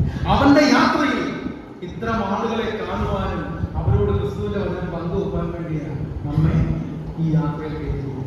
അതുകൊണ്ട് ഇതൊരു യുദ്ധം. അതുകൊണ്ട് പറയാം, എന്താണ് ക്രിസ്തു ചെയ്തതെന്ന് പറയാം. നമുക്കറിയാം, ഇത് മറ്റൊരു രാജ്യത്തിന്റെ അവകാശികൾ നമുക്കറിയാം. ഈ മനുഷ്യൻ എന്ന് പറഞ്ഞാൽ പാപത്താൽ നിൽക്കുന്ന, അല്ലെങ്കിൽ പാപത്തിന്റെ അടിമത്തത്തിൽ ശത്രു രാജ്യത്തിന്റെ ഒരു ഉപകരണമാണ് നമുക്കറിയാം. എന്താണ് ക്രിസ്തു ചെയ്തറിയാം? ക്രിസ്തു പറയാം, മത്തായി സുവിശേഷം 12-ാം അധ്യായം 28-ാം വാക്യം. മത്തായി സുവിശേഷം 12-ാം അധ്യായം 28-ാം വാക്യം. ആരെങ്കിലും വായിക്കാം. ദൈവാത്മാവിനാൽ ഞാൻ ഭൂതങ്ങളെ പുറത്താക്കുന്നുവെങ്കിലും ദൈവരാജ്യം നിങ്ങളുടെ അടുക്കൽ വന്നെത്തിയിരിക്കുന്നു. ദൈവാത്മാവിനാൽ ഞാൻ ഭൂതങ്ങളെ പുറത്താക്കുന്നുവെങ്കിലോ ദൈവരാജ്യം നിങ്ങളുടെ ഇടയിൽ വന്നിരിക്കുന്നു. സ്പഷ്ടമാണ്. മറ്റൊരു രാജ്യത്തിന്റെ അടിമത്തത്തിലായിരിക്കുന്നവനെ സ്വന്തം രാജ്യത്തിന് വേണ്ടി നേടുന്ന ആത്മീയ പോരാട്ടത്തിൽ ആര് കടന്നുപോയത്? ക്രിസ്തു കടന്നുപോയത്. ആ യാത്രയിലാണ് അറിഞ്ഞോ അറിയാതെ നാമും ചേർന്ന് പോയത്. ഇത്രമാത്രം ഗഹനമായ ഒരു യാത്രയായിരുന്നു, ഇത്രമാത്രം ഗൗരവമൊരു യാത്രയായിരുന്നു. മറ്റൊരു രാജ്യത്തിന്റെ പിടിയിലായിരുന്നവനെ ഓനെന്താ പറഞ്ഞിരിക്കുന്നത്? ദൈവാത്മാവിനാൽ ഞാൻ ഭൂതങ്ങളെ പുറത്താക്കുന്നുവെങ്കിൽ ദൈവരാജ്യം നിങ്ങളിൽ വന്നിരിക്കുന്നു. സ്പഷ്ടം. ദൈവരാജ്യം സ്ഥാപിക്കുക നമ്മൾ പാടുമല്ലോ അല്ലെ? പരിപൂർണമായ ദൈവിക രാജ്യം ഈ പാരിലും സ്ഥാപിതമാക്കിടുവാൻ. ഇതത്ര എളുപ്പമാണെന്ന് വിചാരിച്ചത്. ദൈവത്തിന്റെ ആത്മാവിനാൽ നയിക്കപ്പെട്ടെങ്കിൽ മാത്രമേ ദൈവരാജ്യത്തെ നമുക്ക് സ്ഥാപിക്കാൻ കഴിയും. അതുകൊണ്ട് ക്രിസ്തു നമ്മെ വിളിച്ചിരിക്കുന്നത് നമ്മൾ ഉദ്ദേശിക്കുന്ന പോലെ നമുക്ക് വേണ്ടതൊക്കെ ദൈവം തരത്തിലെന്നല്ല പറഞ്ഞത്. ഒരു ആത്മീയ യുദ്ധത്തിന് വേണ്ടി നമ്മൾ വിളിച്ചത്. അതുകൊണ്ട് ഞാൻ ചോദിക്കുന്ന ചോദ്യം ഇതാ, ഇതിന്റെ ധൈര്യമായിട്ട് ക്രിസ്തുവിന്റെ കൂടെ കൂടാനുള്ള ധൈര്യം നമുക്ക് സമ്പാദിച്ചു. വേറെ എന്നൊക്കെ പറയാൻ നമുക്ക് എളുപ്പമാണ്. ഇതിൽ ചേരാനുണ്ട്. ഇതിനു വേണ്ടി ഒരു ആത്മീയ ഭാരമുണ്ട്. ഇതിനു വേണ്ടുന്ന ഒരു ആത്മീയ പോരാട്ടമുണ്ട്. ഇതിനു വേണ്ടി ഈ ലോകത്ത് ഒരുപാട് പേരെ നഷ്ടമാക്കിയവരുണ്ട്. ഇതിനു വേണ്ടി ഉറ്റവരെ ഉടയവരെയും കളഞ്ഞവരുണ്ട്. വടക്കേന്റെ തെരുവുകളിൽ കത്തിത്തീർന്നവരുണ്ട്. ഈ ധൈര്യത്തോടെ ഈ വേല ചെയ്യാനുള്ള ധൈര്യമുള്ളവരുണ്ടോ? ചോദ്യം. അങ്ങനെ ഉണ്ടെങ്കിൽ മാത്രമാണ് ക്രിസ്തുവിന്റെ ആരുമില്ലാത്തവരെ കുറിച്ച്, സാത്താൻ അടിമയാക്കി വെച്ചിരിക്കുന്നതിനെ കുറിച്ച്, പാപത്തിന്റെ ഉപകരണങ്ങളായിരിക്കുന്നതിനെ കുറിച്ചുള്ള ക്രിസ്തുവിന് തോന്നിയ ആത്മീയ ഭാരം കയറി അവരോടൊപ്പം ചോദിക്കാനും പറയാനില്ലാത്ത, അല്ലെങ്കിൽ അവരോട് ഈ മനുഷ്യനെ ശ്രദ്ധിക്കാനായിരുന്നില്ല, ഈ മനുഷ്യനോട് പോകാനായിരുന്നില്ല. അങ്ങനെയുള്ളവരുടെ നടുവിൽ അവരൊരിക്കലും വിചാരിച്ചില്ല അവന് വേണ്ടി ആര് കടന്നറിയാമോ? ക്രിസ്തു കടന്നു. എന്റെ ജീവിതത്തിൽ ഞാൻ പറഞ്ഞല്ലോ, ചില സഹോദരങ്ങളെ ദൈവം പറഞ്ഞു മറ്റൊരു രാജ്യത്തിന് വിട്ടുകൊടുക്കാൻ കഴിയാത്ത ആ സഹോദരൻ നമ്മുടെ ജോലി ഭംഗിയായിട്ട് ചെയ്തു. ഞാൻ പറഞ്ഞ കാര്യമില്ല. നമ്മെ ദൈവം വിളിക്കുന്നുണ്ട്. നമുക്ക് സ്വപ്നം കാണാൻ കഴിയാത്തവരും അടിമത്തിൽ കഴിയുന്ന ആളുകളുണ്ട്. അവരെ നേടുവാൻ ക്രിസ്തു നമ്മെ എല്ലാവരെയും വിളിക്കുക. അതുകൊണ്ട് ആ യാത്രയ്ക്ക് ഒരുക്കമുള്ള ചെറുപ്പക്കാരികളോ, ആ യാത്രയ്ക്ക് ഒരുക്കമുള്ള ആത്മാവിലോ, സംഘടനാ ഭാരവാഹികളോ, സഭാചരണങ്ങളോ ഉണ്ടോ എന്നുള്ളതാണ് ദൈവത്തിന്റെ വചനം നമ്മൾ ചോദിക്കുന്നത്. അതുകൊണ്ട് ഉള്ളിന്റെ ഉള്ളിൽ എപ്പോഴും ഒരു ആത്മഭാരം ഉണ്ടാകണം. ഈ ലോകത്തിന്റെ ഏതോ ഒരു കോണിൽ ക്രിസ്തു ആരാണെന്ന് പോലും അറിയാത്ത എന്റെ സഹോദരങ്ങളുണ്ടെന്ന ബോധം നമുക്കുണ്ടാകണം. ആ ബോധമാണ് വർഷങ്ങൾക്ക് മുമ്പ് വിഷയമാണ് നമ്മുടെ കേരളത്തിലേക്ക് ഇന്നും സുവിശേഷകരമായിട്ട് ആളുകൾ കടന്നു പോകുന്ന ആ ഒരു വേദനയുടെ ഭാഗം, ആത്മാക്കളുടെ ഒറ്റ കാര്യം പറഞ്ഞ് അവസാനിപ്പിക്കട്ടെ. ഇവിടെ ഈ മനുഷ്യനെ ദൈവം എന്ത് ചെയ്യുകയാണ്? അവന്റെ ശരീരത്തിലുള്ള ആത്മാവിനെ ശാസിച്ചയച്ചിട്ട് ക്രിസ്തു അവനെ രക്ഷിക്കുക. രക്ഷിച്ചതിന് ശേഷം അവിടെ ആളുകൾ യേശുവിനോട് ചോദിക്കുന്ന ഒരു ചോദ്യമുണ്ട്. യേശുവിന്റെ അടുക്കൽ വന്നു. 15-ാം വാക്യം, ലഗ്യോൻ ഉണ്ടായിരുന്ന ഭൂതഗ്രസ്തന് വസ്ത്രം ധരിച്ച് സുബോധം കൊണ്ടിരിക്കുന്നുവെന്ന് ഭയപ്പെട്ടു. അവർ 17-ാം വാക്യം, അപ്പോൾ അവർ അവരോട് തങ്ങളുടെ അതിർ വിട്ട് പോകുവാൻ അപേക്ഷിച്ച് തുടങ്ങി. ഈ ദേശം യേശുവോട് പറയുകയാണ്, ഞങ്ങളുടെ അതിർ വിട്ട് നീ പോകണം. ഏതാ ദേശം? ക്രിസ്തു കടന്നു വന്ന് പാപത്തിന്റെ അടിമത്തത്തിൽ ഒരുവനെ മോചിച്ച് തന്റെ രക്ഷയെ കാണിച്ചു കൊടുത്ത ദേശം ക്രിസ്തുവോട് പറയുക, നീ ഞങ്ങൾ അതിൽ വിട്ട് പോകുക. ഞാൻ ചോദിക്കട്ടെ, നമ്മുടെ നടുവിൽ രക്ഷ കടന്നു വന്നതല്ലേ? നമ്മുടെ നടുവിൽ ഇങ്ങനെ പാപത്തിന്റെയും അന്യാരാധനകളുടെയും അടിമത്തത്തിലായിരുന്ന അനേകരെ ക്രിസ്തു കടന്നു വന്ന് ആരാധിക്കുന്ന ഒരു സമൂഹമായിട്ട് നമ്മളെ മാറ്റിയിട്ടുണ്ട്. നാം എങ്ങനെയാണ് ക്രിസ്തുവിനെ സ്വീകരിക്കുന്നത്? നമ്മുടെ ജീവിതത്തിൽ തുടരാൻ നാം സമ്മതിച്ചോ എന്നുള്ള ചോദ്യം.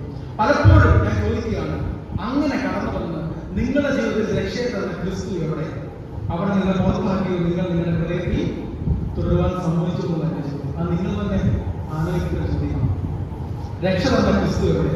ഞാൻ ചോദിക്കട്ടെ, ക്രിസ്തുവിനെ എതിർക്കുന്ന സകല ദുരാത്മാവ് ഞാൻ തുറന്നു പറയാം. ഇവിടെ പറയുകയാണ്, ഈ ദുരാത്മാവ് ബാധിച്ച മനുഷ്യന്റെ ലക്ഷണം ഇതായിരുന്നു. അവൻ പറയാ, ഞങ്ങളെ വിട്ട് നീ പോവുക. എന്തിനാ ഞങ്ങളെ ബന്ധിപ്പിക്കുന്നത് ചോദിച്ചു. നമ്മൾ കഴിഞ്ഞു പോകുന്ന ഏതെങ്കിലും ഒരു അവസ്ഥയിൽ നിന്നും അത് ദൈവരാജ്യത്തിലും ദൈവത്തിലും ചേരാത്താണെന്ന് മനസ്സിലാക്കി ക്രിസ്തു വന്ന് നമ്മളെ മാറ്റി പലപ്പോഴും ക്രിസ്തു എന്തിനാണ് ഞാൻ ആ ബന്ധം തുറന്നു പോയിരുന്നെങ്കിൽ എന്തായിരുന്നു തെറ്റ്? ഞാൻ ആ ഒരു ജീവിതം തുറന്നെങ്കിൽ എന്തായിരുന്നു തെറ്റ്? ഞാൻ അങ്ങനെ തന്നെ മുമ്പോട്ട് പോയതിൽ എന്തായിരുന്നു തെറ്റ്? എന്തിനായിരുന്നു മാറ്റിയത്? ഇത് ചോദിക്കുന്നത് ആത്മാവിന്റെ ഏതാത്മാവിന്റെ പ്രേരണയാണ്. ക്രിസ്തുവിന് വേണ്ടി, ക്രിസ്തു നമ്മെ നേടാൻ വേണ്ടി നാം ആയിരിക്കുന്ന ചില അടിമത്തങ്ങൾ, നമുക്ക് സന്തോഷമാണെന്ന് തോന്നുന്ന ചില അടിമത്തങ്ങളിൽ നിന്നും നമ്മെ മാറ്റുമ്പോൾ ക്രിസ്തുവിനോട് എന്തിനാണ് ഇതൊക്കെ എന്നോട് ചെയ്യുന്നത്, എന്തുകൊണ്ട് എനിക്ക് തോന്നുന്നു എന്ന് ചോദിക്കുന്നത് ഏതാത്മാവെന്ന ചോദ്യം. അതുകൊണ്ട് നമ്മുടെ ഉള്ളിൽ നമ്മെ ഭരിക്കുന്നത് എന്താണെന്ന് മനസ്സിലാക്കുക. ഇവിടെ ഏറ്റവും വലിയൊരു അത്ഭുതം എന്താണെന്ന് അറിയാമോ? രക്ഷ കണ്ട ദേശം എന്ന് പറയുക, ക്രിസ്തുവിനെ ഞങ്ങളെ വിട്ട് ഇവിടെ നിന്ന് പോകുക. അതുകൊണ്ട് ഞാൻ ഇന്ന് ഈ ദേശക്കാരിൽ ചോദിക്കുന്നത്, നിങ്ങളുടെ തലത്തിൽ രക്ഷ കണ്ടതാണ്, നിങ്ങളുടെ രക്ഷ കണ്ടതാണ്, നിങ്ങളുടെ തലമുറകൾ രക്ഷ കണ്ടതാണ്. ആ ക്രിസ്തുവിനെ നിങ്ങളുടെ ഹൃദയത്തിൽ തുടരാൻ അനുവദിച്ചോ അതോ പറഞ്ഞു വിട്ടോ എന്നുള്ളതിന്റെ ചോദ്യം. അതുകൊണ്ട് ഞാൻ ഇന്ന് പൽക്കാലം എന്റെ വാക്കുകൾ അവസാനിപ്പിക്കുമ്പോൾ പറഞ്ഞത് ഇതാണ്: ഈ യാത്ര ഒരു ഉല്ലാസയാത്ര ആയിരുന്നില്ല. നമ്മെ മാത്രം കരുതിക്കൊണ്ടുള്ള നമ്മുടെ സുഖങ്ങൾക്ക് വേണ്ടി മാത്രം ഉണ്ടായിരുന്ന യാത്രയല്ല. ഇതിനപ്പുറത്ത് ക്രിസ്തു നേരിടുന്ന, ക്രിസ്തു അഭിമുഖീകരിക്കുന്ന ചില സങ്കീർണമായ പ്രശ്നങ്ങളുടെ മേഖലകളുണ്ട്. ആ യാത്രയിൽ കൂടെ ധൈര്യമുണ്ടോ ക്രിസ്തു നമ്മൾ ചോദിച്ചു. അപ്പൊ ഞാൻ ചോദിക്കട്ടെ, ശത്രുരാജ്യത്തിന്റെ അടിമത്തത്തിലായിരുന്ന ഒരുവനെ നേടുവാൻ വേണ്ടി ദൈവരാജ്യത്തിന്റെ വക്താക്കളായി നാം പോകുമ്പോൾ നമുക്ക് പോരാട്ടം ഉണ്ടാകുന്നില്ലേ? ഇല്ലേ? ഇപ്പൊ എന്തിനാ കാറ്റടിച്ചത് മനസ്സിലായത്? ഈ യാത്ര വളരെ ഗൗരവമുള്ള യാത്രയാണ്. ഈ യാത്ര തുടർന്നാൽ രക്ഷിക്കപ്പെടാൻ പോകുന്നത് ആത്മാക്കളാണ്. ഈ യാത്ര തടസ്സമില്ലാതെ മുമ്പോട്ട് പോയാൽ ക്രിസ്തുവിന് വേണ്ടി നേടാൻ പോകുന്നത് സാത്താന്റെ അടിമകളായിരിക്കുന്ന അനേകരാണ്. ഈ യാത്രക്കെതിരെ പ്രതികൂലമുണ്ടാകും, ഈ യാത്രക്കെതിരെ കാറ്റ് പോലും ഉണ്ടാകും. പക്ഷെ ഒരു കാര്യം നോക്കണം, ഈ പടകം മുന്നോട്ടില്ല. ഈ പടകം മുന്നാൻ ദൈവം സമ്മതിക്കുന്നില്ല. ഓൾറെഡി ജയിച്ചൊരു യുദ്ധത്തിൽ നമ്മളെല്ലാം ആയിരിക്കുന്നു ക്രിസ്തു. അതുകൊണ്ടാണ് പറഞ്ഞത്, ഈ പറഞ്ഞ പ്രശ്നങ്ങളെയും പ്രതികൂലങ്ങളെയൊക്കെ ശാന്തമായിട്ട് നേടാൻ നമ്മൾ വേണം. അതെങ്ങനെ നേടുന്ന ക്രിസ്തുവാണ് സുഖമായിട്ട് പറഞ്ഞില്ലേ? ഞാൻ പറഞ്ഞ കാര്യം യോനയെ കുറിച്ച് എനിക്ക് വളരെ സന്തോഷമുണ്ട് കാര്യം. യോന ഇതുപോലെ തുടങ്ങിയാൽ അറിയാം.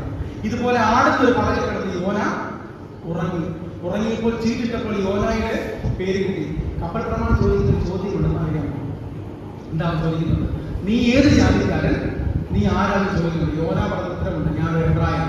അതിനുശേഷം പറഞ്ഞ ഉത്തരം എന്ന് അറിയാമോ? നിങ്ങൾ വായിച്ചുള്ള സന്ദർശനവർക്ക് വായിച്ചിട്ടുള്ള കടലും കരയും യഹോവയെ ഉണ്ടാക്കിയ യഹോവയെ നമസ്കരിച്ച് ആരാധിച്ചു വരുന്നു. ഇപ്പൊ മനസ്സിലായോ? ആടുന്ന അല്ലെങ്കിൽ ഉലയുന്ന കപ്പലിൽ ഉറങ്ങാനൊക്കെ പ്രേരിപ്പിച്ചെന്ന് അറിയാമോ? അവനറിയാം ഇതൊക്കെ ഉണ്ടാക്കിയ ദൈവത്തെ അറിയാൻ ആരാധിക്കണം. ഇപ്പോൾ ഞാൻ കാണുന്നത് ശരിയാണ്, ദൈവത്തിന്റെ പടയിൽ നിന്ന് ദൈവം പറഞ്ഞിട്ട് പോകാതെ മറ്റു സ്ഥലത്തേക്ക് അന്വേഷിച്ച് ഓടിപ്പോകുന്നു, ദൈവത്തിന് വിരോധമായിട്ട് പ്രവർത്തിച്ചു. പക്ഷേ ഞാൻ ഈ ലോകത്ത് ആരെങ്കിലും ആരാധിക്കുന്നുണ്ടെങ്കിൽ, ഈ ലോകത്ത് ആർക്കെങ്കിലും ആരാധന കൊടുക്കുന്നെങ്കിൽ ആരായിരിക്കും? ഈ കടലിൽ ഉണ്ടാക്കിയ സ്വർഗസ്നായ ദൈവത്തെ മാത്രം ആയിരിക്കും. ദൈവത്തോട് പറയാൻ സാധിക്കും. അതുകൊണ്ട് ഞാൻ പറഞ്ഞു വരുന്നത്, ഇത് വളരെ ഗൗരവമുള്ള യാത്രയാണ്. ഇത് ആത്മാക്കളെ നേടാനുള്ള യാത്രയാണ്. മറ്റെന്തിനു വേണ്ടി ഈ യാത്രയ്ക്ക് പോയിട്ട് കാര്യമില്ല. ഞാൻ പറഞ്ഞു വന്നത്, അടിമത്തത്തിൽ കിടക്കുന്ന ആളുകളെ ക്രിസ്തുവിന്റെ രാജ്യത്തിലേക്ക് നേടുവാൻ വേണ്ടി ശത്രു രാജ്യത്തോട് പടവെട്ടാനുള്ള യാത്രയാണ്. ഇതിൽ പ്രതികൂലങ്ങളും പ്രയാസങ്ങളും, പക്ഷേ ഇതൊന്നും നമ്മെ മുക്കുകയും നടക്കുകയും ചെയ്യുന്ന പ്രതികൂലങ്ങൾ അല്ല. നാം ഇതൊക്കെ വിജയം പ്രാപിച്ചതുകൊണ്ട് ഞാൻ എന്റെ വാക്കുകളെ രാത്രിക്കാലം അവസാനിപ്പിക്കട്ടെ. ക്രിസ്തുവിന് വേണ്ടി ഇത്ര മനോഹരമായ, ഇത്ര അർത്ഥവത്തായ, ഇത്ര ഗൗരവമേറിയ ഒരു യാത്രയിൽ ക്രിസ്തുവിന്റെ വേദനകളെ മനസ്സിലാക്കിക്കൊണ്ട് ഇവൻ ആരാണെന്നും ഇവന്റെ വേദനകൾ ആരാണെന്നും ഇവൻ നേരിടുന്ന പ്രശ്നങ്ങൾ എന്താണെന്നും ഇവന്റെ ശുശ്രൂഷ എന്താണെന്ന് മനസ്സിലാക്കിക്കൊണ്ട് ആത്മാർത്ഥമായിട്ട് തോന്നെടുക്കുവാൻ ആർക്കെങ്കിലും രാത്രിക്കാലം ദൈവം ഇടയാക്കുന്നുണ്ടെങ്കിൽ അതാണ് നമ്മുടെ മീറ്റിംഗിന്റെ ജീവൻ. അതുകൊണ്ട് വരും നാളുകളിൽ ക്രിസ്തുവിന് വേണ്ടി ഇപ്പോൾ നിൽക്കുവാൻ, ക്രിസ്തുവിനോട് ധൈര്യത്തോടെ പോരാടുവാൻ നമ്മുടെ ഇടയിൽ നിന്നും ദേവദാസന്മാർ ഉണ്ടാകേണ്ടത് പ്രാർത്ഥിക്കുകയും ആശംസിക്കുകയും ദൈവം എല്ലാവരെയും